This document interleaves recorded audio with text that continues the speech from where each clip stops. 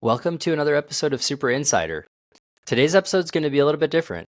I'm recording this introduction without Mark today, and we're going to be sharing a conversation with you that I recorded with Estee Goldschmidt on the Estee Show back a couple months ago, which was a conversation that we recorded in response to Lenny Rachitsky's interview with Marty Kagan back in March titled Product Management Theater.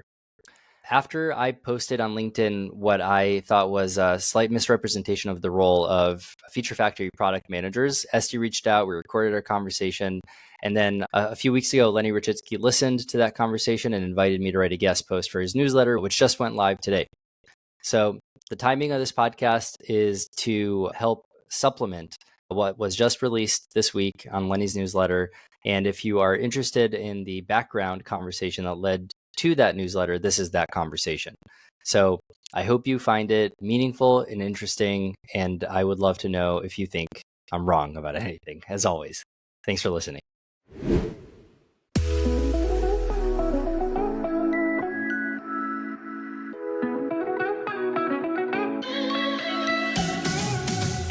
Hello and welcome to the Estee Show. I am so excited for today's episode for two reasons. Number one, the topic and guest are absolute fire. Number two, the release of this episode puts the Estee Show into the top 1% of podcasts. No, not an April Fool's Day joke. It's totally legit. I'll explain the math in a bit. In this episode, our guest is Ben Aris.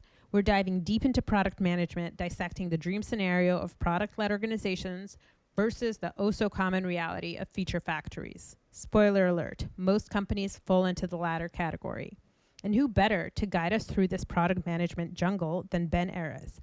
Ben is a product management veteran, having navigated the waters of both a giant like Facebook and the exciting and often chaotic world of startups, where he was an early product hire at Attentive and other companies.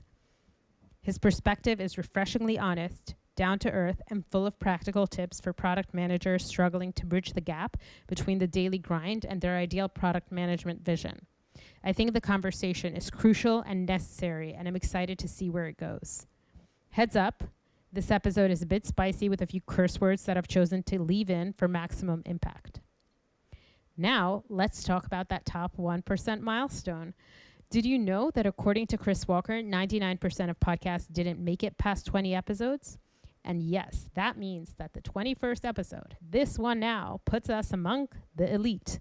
Huge thanks to all of you, amazing listeners, for helping me reach this point. We wouldn't be here without you. But there are two people who got me off the ground and got me into a routine without whom we wouldn't be here today sharing this amazing conversation. That special shout out goes to Frank and Francisca. Next time, I'll take you behind the scenes of the Estee Show, sharing some of the crazy stories that led us here and the biggest lessons I've learned along the way. As always, I love hearing your thoughts. Product management pro or newbie, your feedback is gold. Hit that follow button on Spotify or Apple Podcasts. Give us a heart, and let's get into it with Ben. Ben, welcome to the show. Thanks for having me, Estee. Really excited. Let's tell the audience a little bit about the controversy that's been blowing up the product management world and the central role that you're playing there, and why I'm so excited to connect with you today. Marty Kagan, who is the patriarch of product management, founder of the Silicon Valley Product Group, advises the top technology firms on product management and how product management is done, is advocating for companies to be product-led, was on Lenny Rachitsky's podcast 2 weeks ago, where Lenny posed him with a problem. A lot of product managers in companies that might not be Facebook or Google are struggling with the reality that's very far from what that quote unquote ideal product management should be, where the company gives you a problem and then gives you a blank canvas to do your research, to do your analysis, to come up with hypotheses to test them. In this world, there are CEOs or founders or leaders who are telling product managers, actually, you should just build A, B, C, D. We know what's going to work. And then product managers are expected to churn it out. And he referred to that as feature factories. So the conversation got into people feel stuck. What's your advice? And Marty's advice was you should revolutionize the organization you're in. And the organization is going to benefit from becoming a product organization. Let's take a listen. Too many people in our industry view themselves as a victim of their company. Like they're stuck in a feature team and there's nothing they can do about it other than quit. but really most, they have a family, they're not going to quit. So I think that's not true. I think there is so much they can do. And hopefully they can see that in the book. It's like they can see what they individually can do to push their company in this direction. And at a minimum, it'll help their career. Now, I heard that. I thought this is so interesting. I felt really frustrated. I speak with product managers all the time. I've been a first product manager, an early product manager in startups. And then I saw your post. And Ben, you hit the nail on the head. It was a long post, but I'll just read out a small part of it where you said, I am a Marty Kagan fan, but he's missing the point here. And you said, I speak and I know a lot of PMs who feel stuck, but when they try to implement change, here's what actually happens. I'm quoting you. Here's how I've seen this advice play out. PM embraces agency to change their company culture from rewarding outputs to rewarding outcomes. They start saying no to feature requests and attempt to refocus projects on problems to make space for product discovery. Sales leaders perceive the PM to slow down velocity instead of accelerate it. The PM, who quote unquote won't play ball, depletes their social capital within the company and loses the ability to influence leaders, killing any chance of the PM advancing a new outcome focused product initiative. When performance reviews come around, the PM is grilled for being neither collaborative nor impactful. I don't know why Marty doesn't address this, and I don't want to speculate. And then you go on to give your own advice to PMs. I read that and I was like, boom, this guy hit the nail on the head. And clearly I wasn't the only person who thought that, because over 1,400 people reacted, over 200 comments. Marty responded himself, 44 reposts. You clearly hit a nerve. From my experience myself and product managers I've spoken with, the result is very often impacted by layoffs, job eliminated, replaced by a project manager or scrum manager. Because the reality is, when someone says, hey, we don't want to be a feature factory, but we want to do user discovery, the underlying message is, we don't trust you, whoever's requesting the feature, to know that this is the best feature. And it requires a huge amount of humility and a change of mindset to say, hey, this person who I thought was doing one job could actually do a different job, even if it is better for the organization. Ben, handing it over to you. What was your whole experience hearing this, responding, and the reaction since then? Yeah, first of all, thank you for framing that up. I think that was really well said. I'm happy that I was not the only one feeling what I was feeling listening. And like I said, I am a Marty Kagan fan. I've enjoyed Inspired as a book about customer and like product discovery. I've enjoyed Empowered, which is all about product leadership. I've been the guy that's actually referring Marty's material to people over the years because I think there's a lot of value in it and things to learn from it. When I found out that he was releasing a new book called Transformed, I was actually really excited. And I'll be honest, I haven't read it yet, and I'm not sure whether I will based on what I've seen so far. But the reason I was excited about the concept of the book Transformed is because I thought it was going to be a seminal piece about how to actually get companies to transform internally from being the exact description of what you called feature factories to being more empowered product teams. And I think Marty's now calling this like running the product model. What seems to be the basis of the book is more about how Marty took what I conceive to be the top 1% of Silicon Valley companies, how they behave, which tends to be in an empowered fashion, and then to coach teams outside of Silicon Valley on how to become like the top 1% of Silicon Valley companies. And to me, the big gap there is, what about the other 99% of Silicon Valley companies?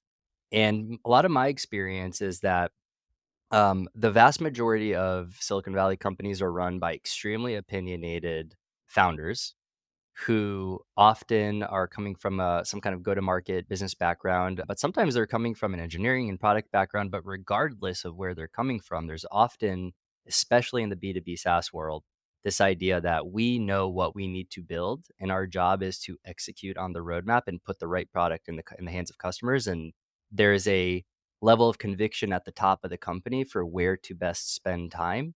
And like you said, if someone internally wants to put the brakes on that machine, it can be very damaging. And so that's the context. Now, what I think is missing, or what I think the dissonance might be, is that when you've been spending as much time as Marty and other kind of like consultants about coaching teams on how to do product. You're every day you're doing that is a day you're not in the seat. And if you do that for decades, then you've fallen out of touch with what the actual reality on the ground is. And I think that's the part where I probably have over indexed in the last decade. Like I've been in the seat just like you.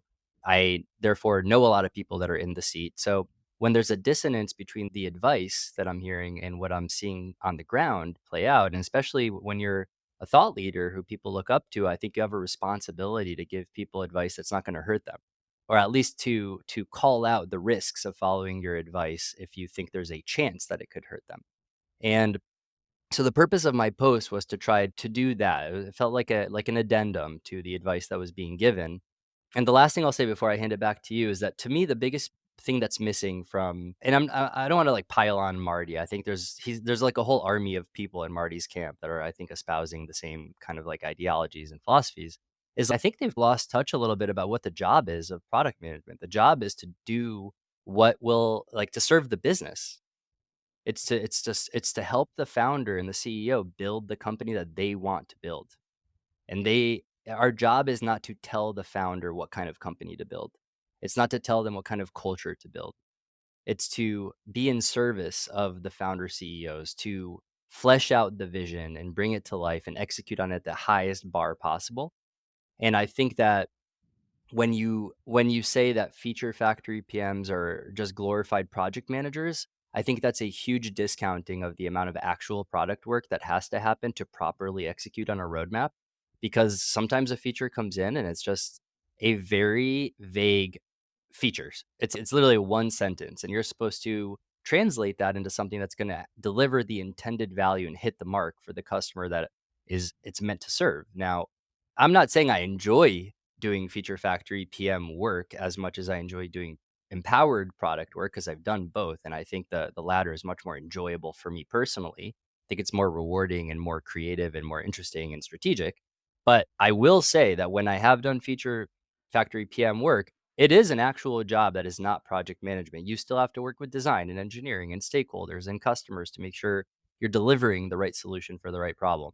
Whether you agree with that problem being the right problem to focus on is a separate question that in feature factories, there's not a lot of space to debate. I think it would be helpful to go into a little bit of definition mode. Let's give examples, practical examples of what a feature. Let's take, let's say, a same company, and we could invent it. We could say this is company X, Y, and Z, and here's what it produces. In a feature factory, here's what it would look like, the mandate versus the expected result, versus a similar thing in the same type of company that's product led. Yep. Here's an example that I can share. And thank God there's no lack of examples. I've worked at a number of companies and I speak with PMs every week who are more than happy to share their experience. So we'll keep it anonymous. But one of the companies was interested in rolling out a new program. It was a telehealth company and they wanted to offer a new offering to their patients. Head of strategy looked at a competitor in the space who was offering that program, came to the product manager and said, hey, they're successful. They just raised a ton of money. So just take what they have and replicate it. We can do the fast forward where that was exactly what the team did. They replicated within the timeline, launched, everything worked, passed testing, amazing. And then boom, what happened? It was a total failure.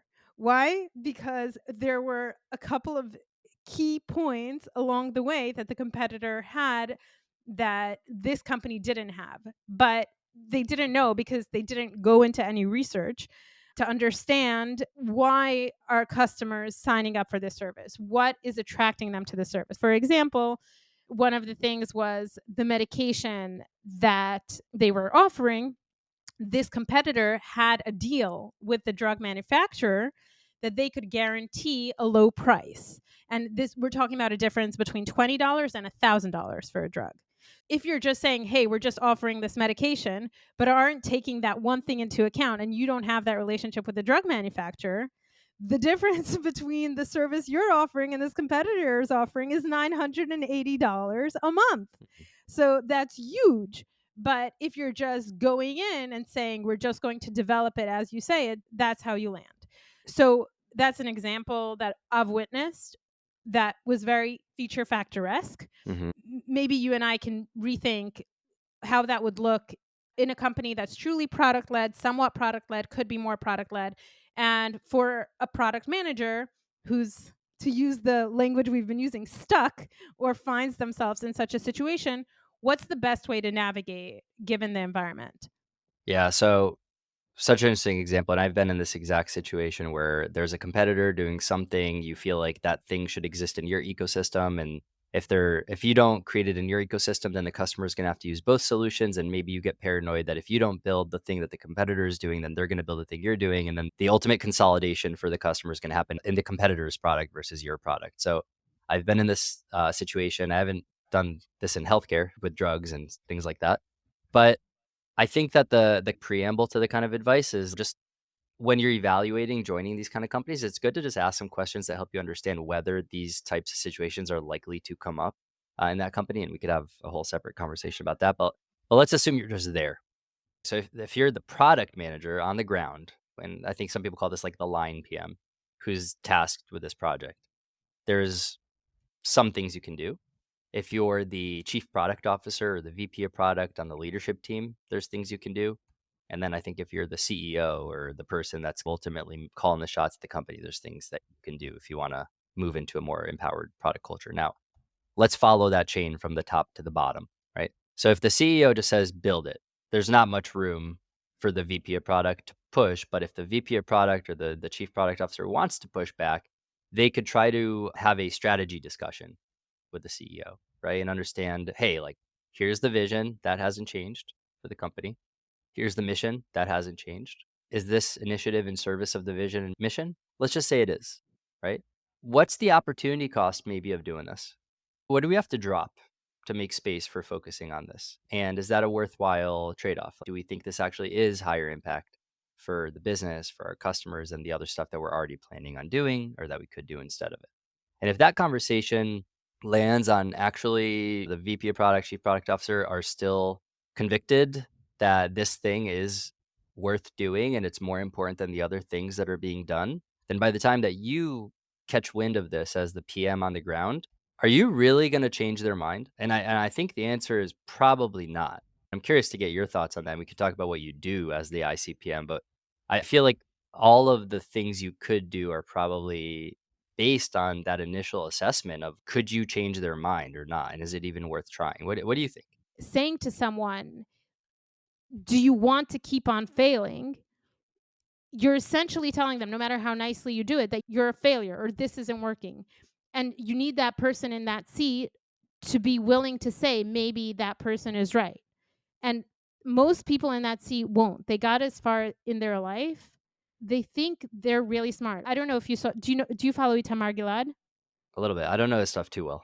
One of the stories in his book is about a product manager at Amazon who said, you know how in the physical store, when you're checking out, there are all of these gums and chocolates, and they're there to do impulse purchases so that you end up spending more. So he said, we should figure that out in the digital world.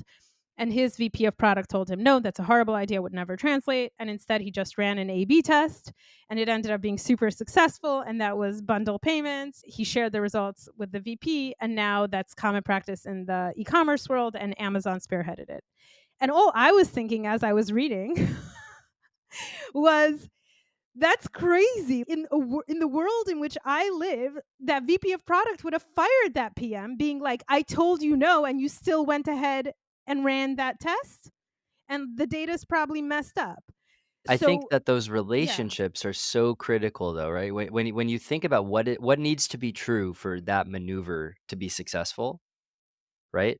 It's which I think maneuver? The Amazon maneuver? for the PM essentially going against what the VP and maybe even the CEO says to do what they think is right. There's an element of you're putting your neck on the line. If it works, like, you're gonna make them look good, and then you're probably gonna get celebrated. If it doesn't work, you're probably fired. Like, you broke that trust in an irreparable way. Now, my guess, I haven't heard the story for fully, but my guess is that given that most PMs are risk averse, like, kind of the job in a lot of ways is to mitigate risk, most Mm. PMs will not put their neck on the line in that sense because it's very risky, right?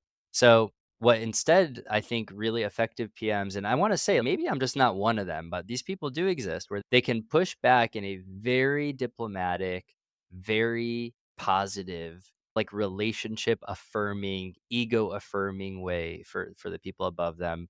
that makes them want to do the thing that you want to do, but makes them think it was their idea in the first place.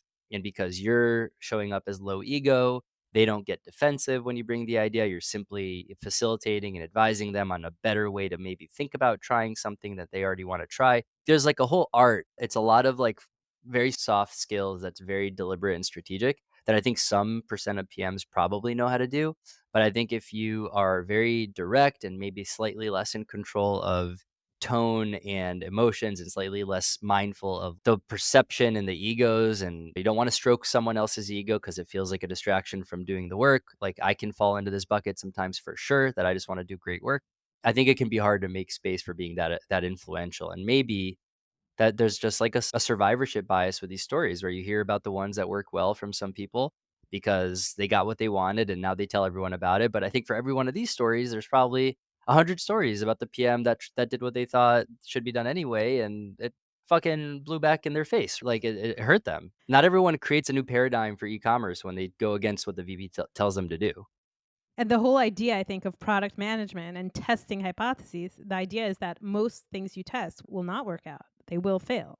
And the So, decision of what to test in the first place is where most of this stuff really gets tense. Because once the PM, think of it like alignment between layers of the hierarchy. If the PM is really excited to test something that the VP is really excited to test, that the CEO is really excited to test, that's when magic happens. Those have been the times I've been most excited and energized by what I've done in my career, where I felt the most engaged, like I'm contributing the most. I had no problem at all influencing my stakeholders to get everyone in the same page. And then the execution speaks for itself at that point, because that's where you're just like pumped to deliver the best possible thing within the constraints that you have.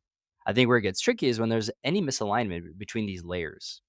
And so going back all the way to the original example, like if you're the PM in this environment where the CEO and the VP are aligned, and you're probably not going to push back because it's hard to give advice to push back in that situation, especially thinking about your financial responsibilities. Maybe you have a family, maybe you've got a mortgage, whatever. Like you probably just can't afford to lose your job, or if you don't want to lose your job and you want to keep your job. And maybe you've been in the job for 6 months at this point and you don't want to hit the job market again because you haven't even been in the role long enough to tell a compelling story about what you did there. So you're trying to think about the next interview process and you're like, I'm not prepared to hit the job market right now. So I need to stay in this job. So I think in that situation, all you can really do is start to chip away at the ambiguity, right? Start to bring the thing into definition and to figure out what's in scope and out of scope, and to try to talk to your product marketing partners and try to get some kind of go to market motion underway that's going to increase the chances that it's going to land in the right way.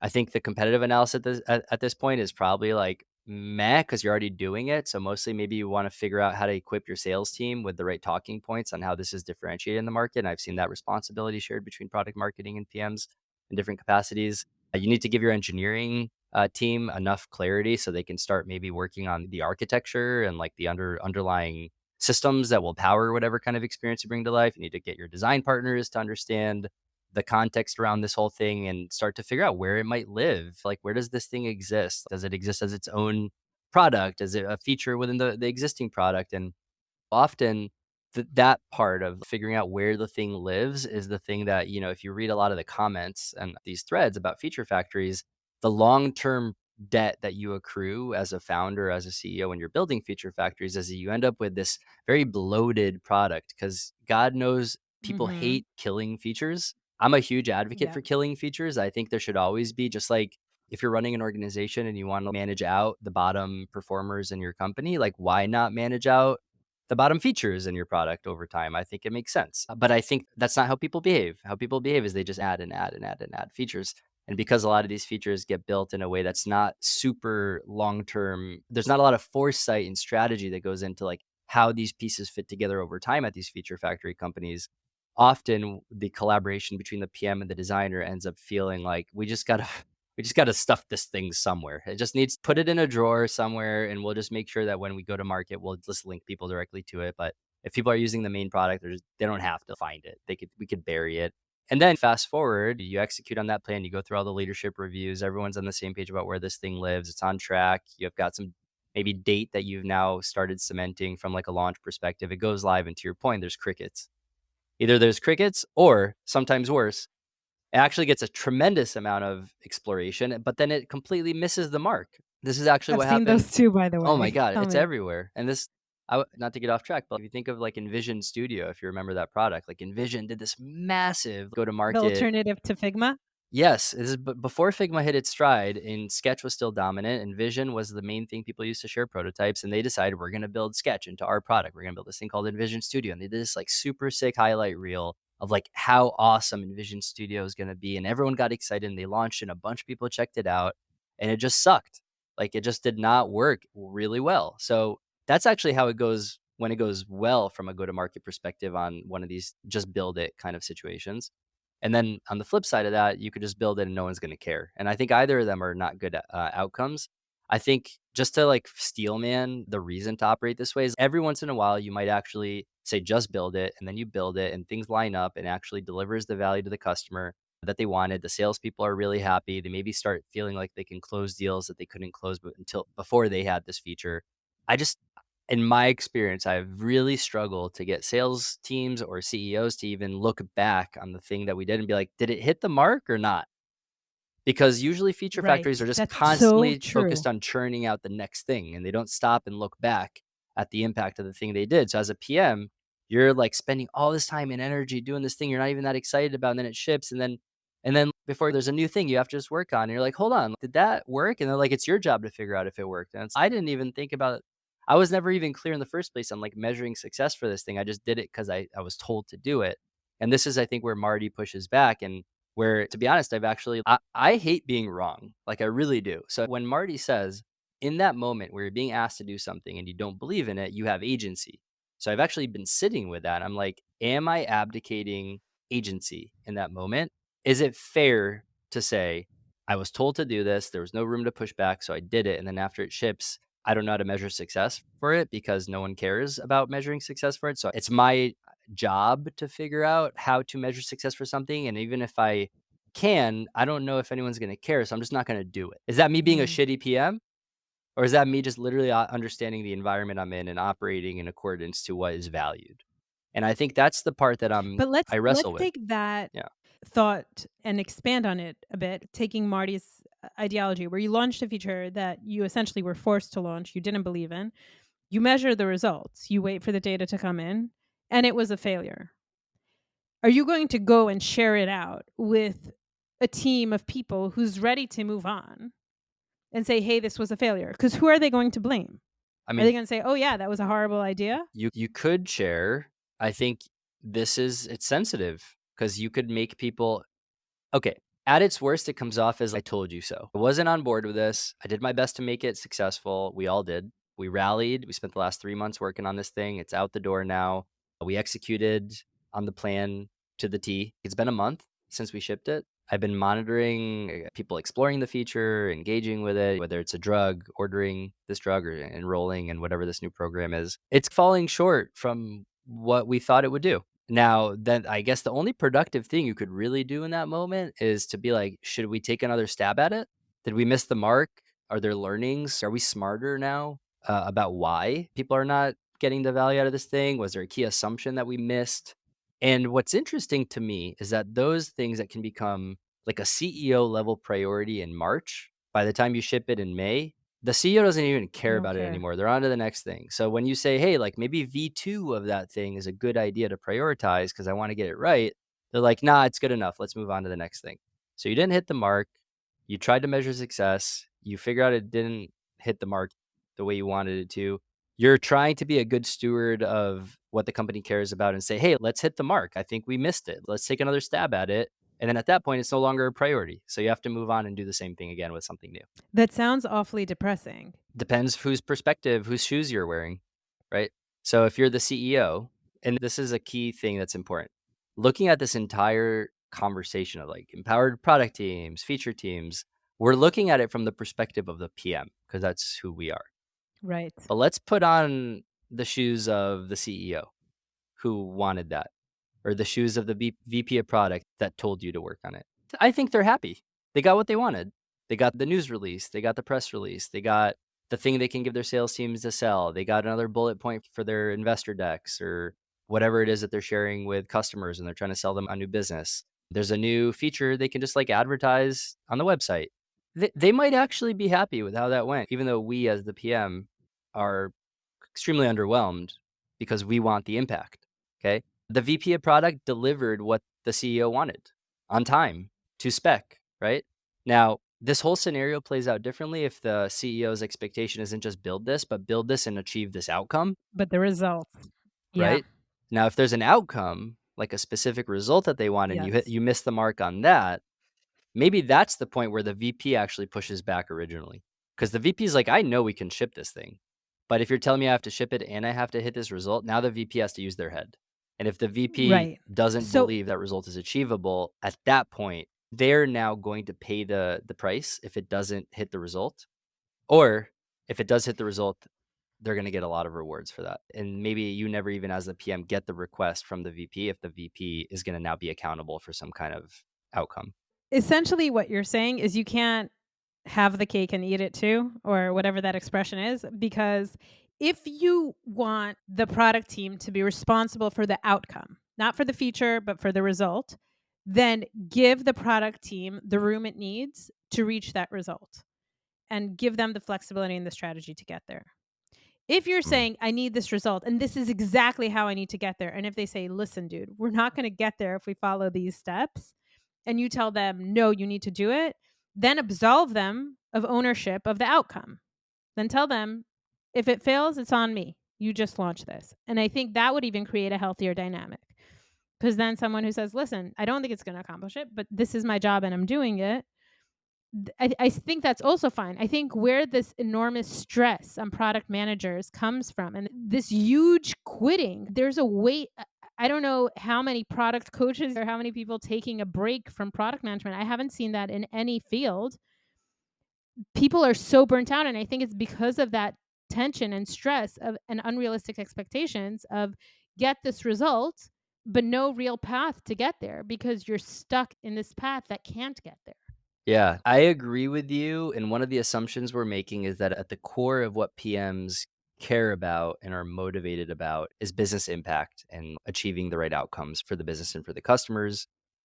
One reason that's true is because we just want to feel good about what we're doing. We want to feel like we're creating value in the world. The second piece is we're thinking ahead to future interviews and future processes and want to tell better stories about the impact we've had. So we need those bullet points. We need those resume lines, right? But if you set aside that way of thinking about things and you try to think about more like individual psychology level, I think the thing that people are generally motivated by is rewards and incentives. And I think that there's deep, like in the moment, the things that people are motivated by is if they can connect what they're doing to like some kind of reward, it's very motivating. And What in kind the, of reward are you talking about? so this is one thing I get to at the bottom of my post is I say, hey, like you've got a couple options if you're in this situation. Either you could try to change the company culture to value the same types of things that we just discussed, like business impact, customer impact, everything should be focused on outcomes because that's aligned with what you need individually as a PM to keep growing in your career and to feel fulfilled every day. That's and as we've discussed, that's challenging. It's a very high risk path to try to pursue. The alternative path that I outline is, hey, maybe you actually just try to get the way that you are measured internally to map more closely to just like rewarding this kind of behavior, right? So, like, essentially embrace the Mm. suck. Okay. Now, this is very controversial, and I'm not sure I would even want to operate in that environment, but it is an option that's worth discussing on the table, which is, hey, if I am as a human interested in feeling valued in my company, and the expectations are about outputs. Yeah. What I care about is outcomes. And there's a delta between what I care about and what the company seems to value. Then what if there was a way for me to reorient what I care about? And this is the thing that I feel like is taboo to say if you subscribe to the empowered product philosophy. Because what you're essentially saying is I think that there's a world in which I can be an effective PM and be properly rewarded and maybe even be happy working in a feature factory. And I think that the reason it's so draining is because it seems like what we're asked to do in that environment is just like a series of obstacles that get in the way between us and what we care about. But if you could reframe those obstacles as actually, hey, they're just the work that gets you to where you need to be successful in this company. If you want to quit, but like if you want to stay at this company and this is what they want, then maybe the best thing to do is just get them to reward you doing that job really well. Okay. Interesting. And I think it's like cutting edge. Here's the biggest problem. I think that a lot of feature factories are assessing PM performance by empowered product team standards. Mm. Okay. This is why I said in the blurb that you read from the post is that you end up getting dinged for neither having impact nor being collaborative, right? Why would you get dinged for not having impact in that scenario that we had? It's not obvious. I'm asking half rhetorically, but I'm also like genuinely, I'm trying Because to understand why because the you get dinged for that. expectation was Yeah, an outcome. Even though you were given a specific feature set to launch, the success criteria wasn't launching that set of features. The success criteria was the outcome that results from the features you're going to build if it pans out the way the person who's requesting the feature envisions it to. And right. if it doesn't, then of course the person who had that idea isn't wrong. Most of those people think of themselves as Elon Musk's or Steve Jobs. This is my biggest beef, and I've been in this shoes. I've been in this exact situation, and you're told to do something, you don't believe in it, you deliver the thing, it doesn't have the impact that you want it to have, and then you're essentially told, "Hey, the work you did didn't have impact. So Yes. you can't get promoted or you're not gonna get the exceeds expectations." Even though the execution on the thing was flawless, it didn't hit the mark. And I think that's the thing that I'm trying to poke at with what I'm saying is if you could solve that mismatch between doing a great job and getting dinged for it not having an impact that you never thought was possible in the first place, this is why, just like if we put a pin in that for a sec, when I was at Facebook, I saw an alternative way of doing this stuff, right? So that was probably the most empowered product team culture I've been in. Even though Facebook is arguably top down in some ways, I had agency to say no to everyone.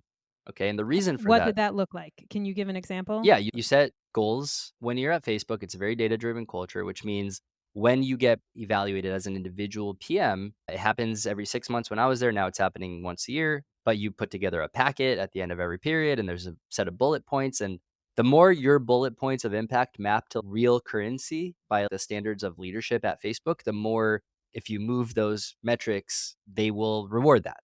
Okay. I happen to be on a team that had one layer removed away from revenue. So Okay. our metric on my team, we Engagement? knew that if we could move, we were offering guidance for small business advertisers. So we Okay. measured the ability to create advertiser value.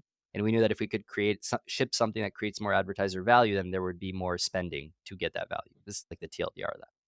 But my team shipped something that moved not just advertiser value, but actually moved revenue in a significant way.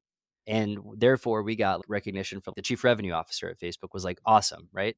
Now, in that kind of environment where you can move a top line metric that people care about, all of these other teams that are trying to persuade you to bring stuff into your roadmap. Like we had this business operations team that was like running the call centers. They have 3,000 call center agents. They are the army on the ground that's actually delivering the thing that my team is working on. So when they say, "Hey, we need this thing," I had agency to push back and be like, "Look, here's the metric my team's evaluated against. If I say yes to you, I don't think it moves this metric. Mm. So let's keep having this conversation until we land on something that both of us can say with confidence, if we do this thing, if we solve this problem, if we ship this experience, it's going to move this metric." And reorienting those teams from giving me like 50, I'm not kidding, like 50 feature requests that they called problems, but each of them is literally a feature request that they want us to commit to in the next 6 months roadmap, to getting them to I had agents to be like, "I'm not gonna look at that list until you reframe every one of those feature requests to a actual problem statement that I can understand." So, those were tense conversations, but I never felt like my job was on the line because I And talked to my Mhm. manager the whole time about this, and he's like, "Keep doing what you're doing. Like, you're applying the exact right kind of pressure on our stakeholders to speak the same language that we need to get rewarded in the performance evaluation process." Okay. So if we boil it down to why at Facebook you felt empowered to push back and to move the metric you were really responsible for, it sounds like number one, the biggest thing is the incentive system. You were ultimately measured By on how much impact. you moved right. Yeah. But that's not enough because what you're saying is your manager was giving you the ability to push back, because what would have happened if you were measured on impact, but then this team of 3,000 agents would be putting in 3,000 complaints against you, telling the CEO they can't do their job because your product team is just telling them no all day. And then you would have gotten fired because the company fell apart because Ben didn't do his job. But this is why it's so important to have alignment all the way up to Zuckerberg in that environment. So there was literally no one in I think I was maybe like 6 management layers removed from Zuck at the top, right? There was not a single person in my line of management who I thought would side with the business operations team, because I knew that the better I did in my team, this is how these cultures work, is everyone takes credit for what people under them do. Mhm. So if my team is shipping real value and real impact, my manager gets rewarded for that. And then his manager gets rewarded for that. And then their manager gets rewarded for that. So there's a perfect alignment of who is rewarded for what kind of behavior, to the point where my team may have shipped 12 things over the course of 6 months. Like that was often the case. But if one of them moves the needle, that pays the bill for all the stuff that didn't work. Right. So having a portfolio of investments, each of which is meant to have an impact, and getting alignment with your manager and your leadership team on what you're saying yes to and why you're saying yes to it. And then they also invest very heavily in data science so that you can actually measure the impact of the things that you will do, and even try to opportunity size before you even start the investment to figure out if there's even a path to having that impact. The whole system is set up so that you, as a PM, are perfectly positioned to say yes to things that can move the needle and say no to the things that won't. That was very eye-opening for me. I don't think I've ever been part of an organization that functions that way. Earlier on in the conversation, you said, and you have a whole podcast episode about this. I've heard 2 of your episodes so far. People should go and listen to it. It's called, Supra Insider. and It's me and Mark Baselga, who's the founder of Supra, which is okay. a product leader community. We have monthly facilitated sessions with a coach, and we all talk through stuff together once a month. There's also a Slack group, but yeah, it's an interesting community of about 200 product leaders. Oh, wow. Okay. I want to join that. But so the first episode was about a lot of what we're talking about now. And I highly recommend you go and listen. And the second one was about salary negotiations. There's a third one that I've yet to listen to, but highly recommended. As a product manager who is looking for a company or a role to land in, and let's say they've been through a few frustrating experiences, and maybe they are okay. And I think that's the point of your podcast ultimately. Like, it could be okay to be in a feature factory as long as the environment is set up to support you in that type of setting. But what are the questions and what are the red flags someone should look out for to make those calls before joining a company? Yeah. So there are things you could ask the people that are in the company right now. They are part of your interview panel and people that are in the seat. And there's things you could do when you ask, maybe back channel and talk to people that are outside of your process slash recently left the company. Regardless of who you ask, I think the goal should be to understand, how does work get defined? Like, who decides what we're going to work on? What's the fundamental process that happens? How do people get rewarded? So, like, when you see people rise up through the PM ladder at this company, what are the things that they do to rise up? At Facebook, I could tell you the people that rose up, they actually moved the needle on some really important stuff. Could have said they got lucky, but they definitely did not strike me as people who just do what they're told to do. Okay. Whereas in some feature factory companies I've seen, it's like the more politically savvy you are, like the more you move up, right? The more you're a Mm. yes sir kind of person, you move up. And then I would ask about the things that are currently in the pipeline and what's the origin of these projects? What's the goal of these projects that are in the pipeline that you're most excited about right now? And just try to sniff out whether people are genuinely excited and can tell a story about why the thing they're working on is solving a meaningful problem that's going to move the needle for the business, versus stumbling through an answer to try to rationalize that they're spending time on something that they felt like they couldn't say no to. That's probably like And the best way to mhm. know whether you're about to enter a feature factory or not. And what about if you're talking to someone in leadership in that position? So the person who's supposed to be pushing back or the person who would be giving the mandate or measuring an Mm. outcome, they're usually the ones who do think they have a rationale for why one thing will drive impact versus another. So with those people, how do you suss out whether it's product empowered, whether there's room to question those assumptions, or whether it's no, this is what we're doing, period?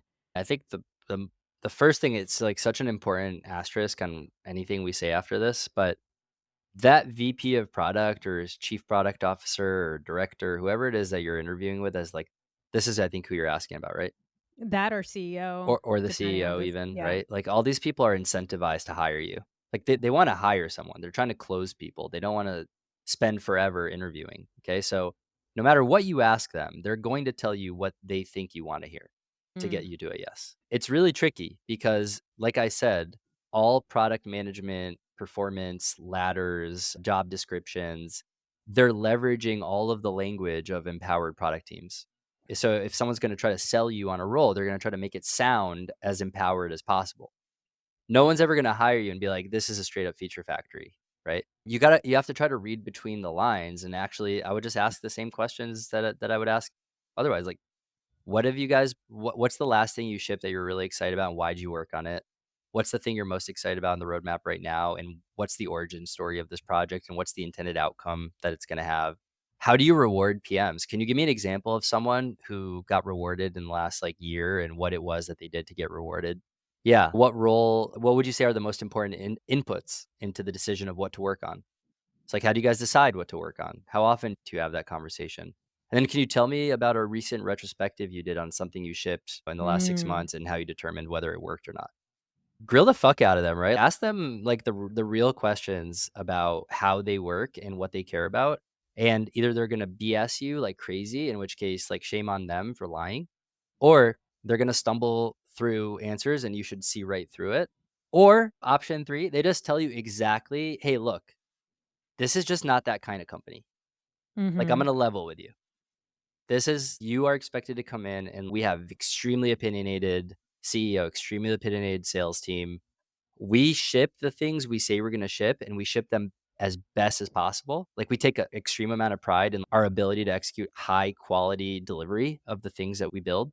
A lot of this stuff comes in ambiguous, so you're gonna have a ton of room to define the solutions and set the direction for them, and we have in place performance systems that really do reward you shipping the things that you commit to, and we're not gonna hold you accountable for outcomes because, honestly, you'd be set up for failure if we did. That's an option 3 that no one takes, and I'm wondering why not? Like, why don't more people just say it, right? Just do the thing that you know is gonna set people up to be successful in your system and give you what you want. Why not? Why not?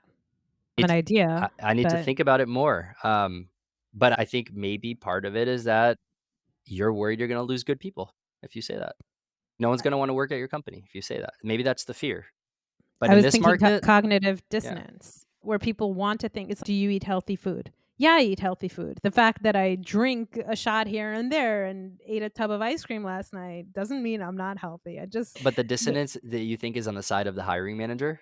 yeah, I think a lot of hiring, of course, I empower you. Of course, they solve their own problems. Not in this situation. We were on a tight timeline, and But of course, we're. one day we'll get there. I'm making progress, and if you read the comments on my post, some people are like, "Yeah, it took me, like, 3 years to change my company culture to work this way." I'm like, Congrats on "Actu having 3 years. What were you that thinking? sounds terrible. You're spending 3 years trying to get people to work, like, you're just eating shit for 3 years until you get people to, like, think about things the way you wanna think about things," or and then even those said it, keeping it going is as hard. Yeah. Right? So, I don't know, life's short. Do you really wanna spend your time fighting all these battles? There's plenty of other places in life to fight battles. Is the thing you spend 8 hours a day on really the thing that you wanna just have baked in tension and conflict every step of And the way? how well are you or the company going to do if it's constant fighting the whole time? So, what do you want to leave the listeners with? What's Ben Ayres's message? Just think critically for yourself about the advice that's floating around there, and then don't put people on a pedestal when they say there's a right way to do product management or there's a right way to behave in certain situations. I think there's a lot of nuance to the options that are ahead of you. And I would think for yourself, given your goals, given your constraints, given how you want to spend your time and your energy, there's not one right answer. And I think that sometimes just saying that there's different options ahead of you is the best advice to give. And there's not one right piece of advice that you should embrace. And I don't think you should beat yourself up if you are in an environment that makes behaving a certain way impossible or makes it dangerous. Sometimes the environment around you is bad, and maybe you could try to enjoy that environment more while you figure out the next thing, or just quit. And if you can afford to and make some space to find the next thing on your own, you could take a break from full-time work and do consulting and just try to there's actually in this market right now, a really actionable piece of advice for people is there is a huge appetite in early stage companies to hire people that can just roll up their sleeves and get stuff done for them. And they reward quote unquote delivery, right? Like they just need outputs. They don't need someone to come in and help them be a strategic thought partner. It's like a 10-person team. The founder is a strategic leader. Like they don't need you for that. So if you want to be in an environment that actually really says, thank you so much. I really needed this help. This is great. Like I loved working with you and all you did is ship features for them.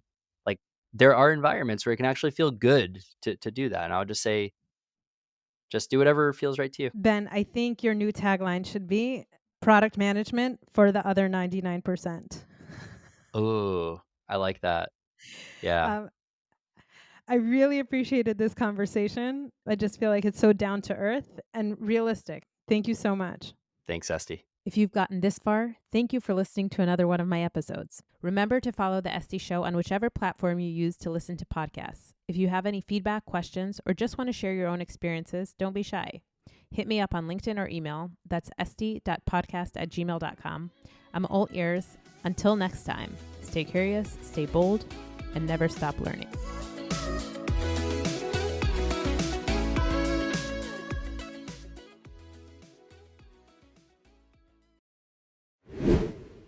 If you enjoyed this conversation, please share it with someone who you think would benefit from it as well. We really appreciate it. We'd also love a follow or a rating on Substack, Spotify, or YouTube. That's going to let other people find us. And if you have any topic recommendations for a future episode, please send myself or Mark a DM on LinkedIn. We'd love to hear from you. Thanks.